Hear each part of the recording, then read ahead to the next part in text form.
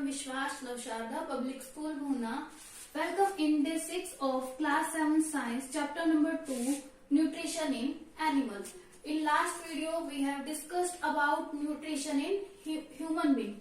Today we are going to discuss nutrition in ruminant. कि ruminant में जो nutrition है वो किस तरह से होगा. Before studying nutrition in ruminant, we should know about ruminants. What are ruminants?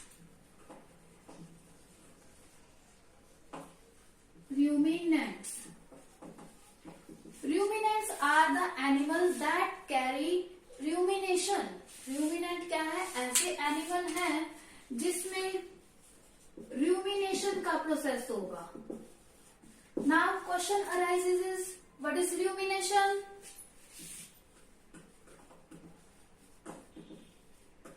Rumination is the process by which animal brought back the food to rechew.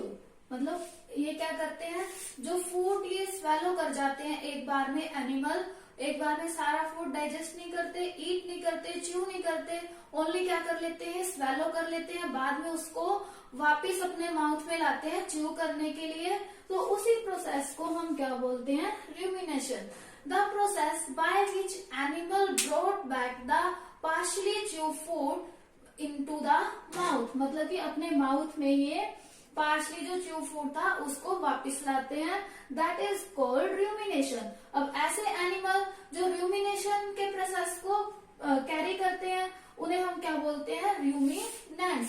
Example क्या है इसके, cow, buffalo, goat, etc.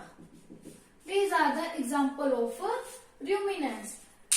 Now we move on nutrition in ruminant. Ruminant में nutrition कैसे होगा, हमने discuss किया कि amoeba में न्यूट्रिशन कैसे होगा, ह्यूमन बीइंग में न्यूट्रिशन कैसे होगा.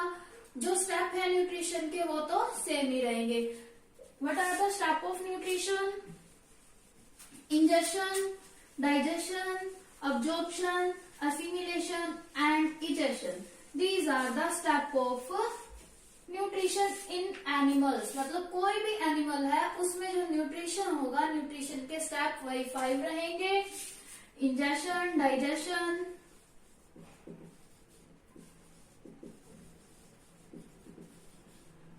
absorption, assimilation and egestion. Okay. First step is ingestion.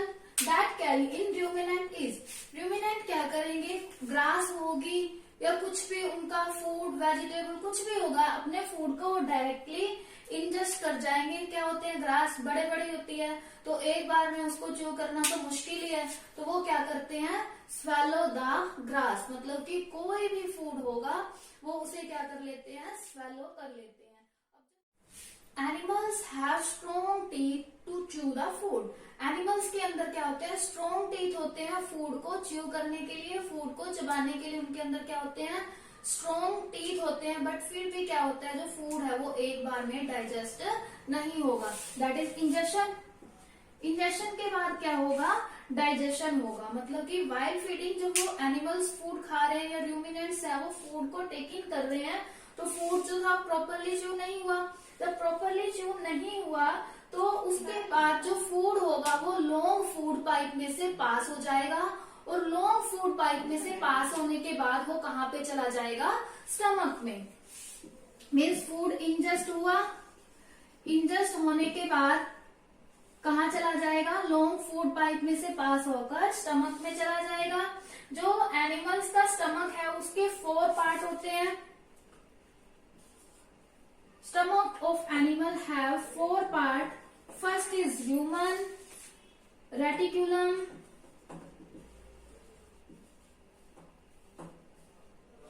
omasum and abomasum. First is rumen. Rumen क्या होता है, ये लार्जेस्ट चैम्बर है. rumen is the largest chamber of stomach. ये क्या करेगा, पार्शली फूड को स्टोर करेगा.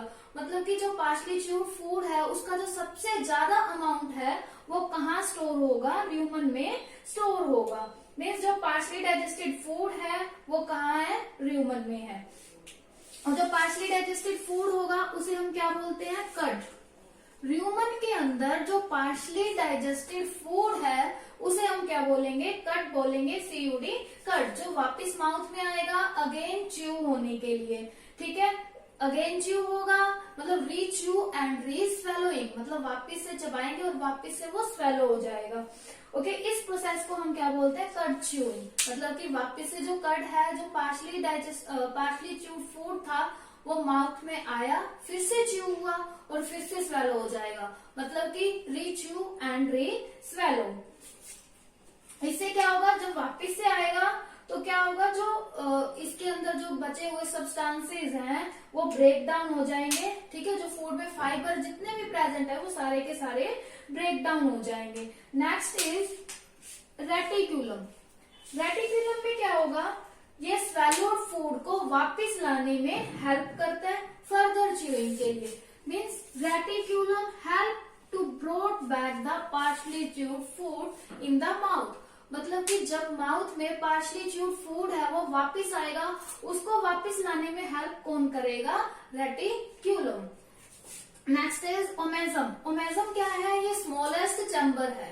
Okay, it is the smallest chamber of stomach. इसमें क्या होगा, फूड से न्यूट्रिएंट अब्सॉर्ब होंगे, सॉरी इससे क्या होगा, वाटर अब्सॉर्ब होंगे, वाटर जो है अब्सॉर्ब हो जाएगा इस पार्ट में, और ये क्या करेगा, फूड को डाइजेस्ट करने में हेल्प करेगा। ठीक है, ओमेजम में क्या होगा, वाटर अब्सॉर्ब हो जाएगा और ये फूड को डाइजेस्टेड करने में हेल्प करेगा। Next is abomasum, that is the last या फिर fourth part of the stomach. इसमें जो वॉल्स हैं इसकी एबोमेसम की, ये क्या करती है, डाइजेस्टिव जूस को सीक्रेट करेंगी। Means wall of abomasum secret the digestive juice that digest the food. Means abomasum क्या कर रहा है, डाइजेस्टिव जूस को सीक्रेट कर रहा है, जो क्या कर रहे हैं, फूड को डाइजेस्ट कर रहे हैं। उसके बाद जो डाइजेस्टेड जूस है,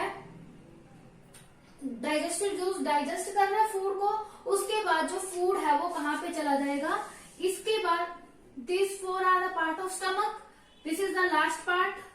after that part food is move into the small intestine. Means जो फूड है उसके बाद कहाँ मूव कर जाएगा, स्मॉल इंटेस्टाइन में। जैसे ह्यूमन बीइंग में हो रहा था, जितना पार्ट डाइजेस्ट होना है स्मॉल इंटेस्टाइन में हो जाएगा।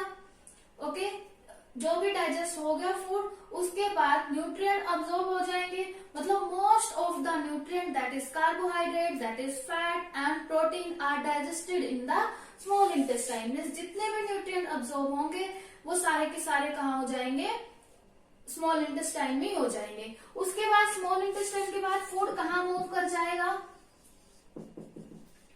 अब्जॉर्प्शन हो गया स्मॉल इंटेस्टाइन के बाद, फिर फूड कहाँ मूव करेगा, लार्ज इंटेस्टाइन में। मीन्स जो अनडाइजेस्टेड फूड था move in the large intestine.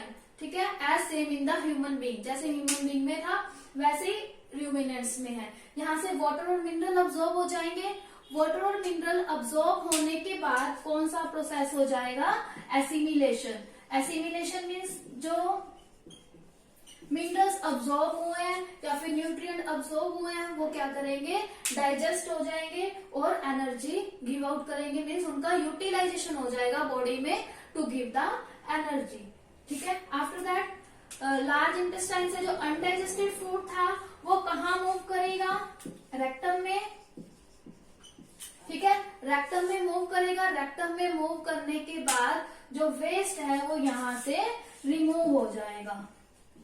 ठीक है, same as the human being. Means बाकी सारे स्टेप सेम ही रहेंगे जैसे ह्यूमन बीइंग में है, but what is the different, four part of the stomach are different in ruminants. Means जो रूमिनेंट्स है उसमें स्टमक के 4 पार्ट हैं, बट ह्यूमन बीइंग में ऐसा नहीं है। बस इसी 4 पार्ट का डिफरेंट है, बाकी सब सेम ह्यूमन बीइंग की तरह है। अब जो 4 पार्ट से let me recall the 4 part of stomach. Stomach of ruminant have 4 parts. First is rumen. Rumen is the largest chamber of stomach. इसमें क्या होगा, पार्शली फूड स्टोर होता है, पार्शली फ्रूट को हम क्या बोलते हैं, कट बोलते हैं। उसके बाद कौन सा पार्ट है, रेटिकुलम। रेटिकुलम किस में हेल्प करता है, जो पार्शली च्यूड फूड था उसको वापस माउथ में लाने में हेल्प करेगा। उसके बाद ओमेजम है, ओमेजम में क्या होगा, वाटर अब्सॉर्ब हो जाएगा और ये फूड को डाइजेस्ट करने में हेल्प करेगा। Next is the abomasum. Abomasum की वॉल्स क्या करती हैं, डाइजेस्टिव जूस सीक्रेट करती हैं जो फूड को डाइजेस्ट करती हैं। उसके बाद एवोमेजम से फूड कहाँ ट्रांसफर हो जाता है, स्मॉल इंटेस्टाइन में। मीन स्टमक से पहले का प्रोसेस भी सेम है ह्यूमन बीइंग की तरह, स्टमक के बाद का भी सेम रहेगा। That is all about nutrition in ruminants and we have completed this chapter nutrition in animal. I will send the exercise of this chapter tomorrow. Thank you. Bye bye. Keep studying.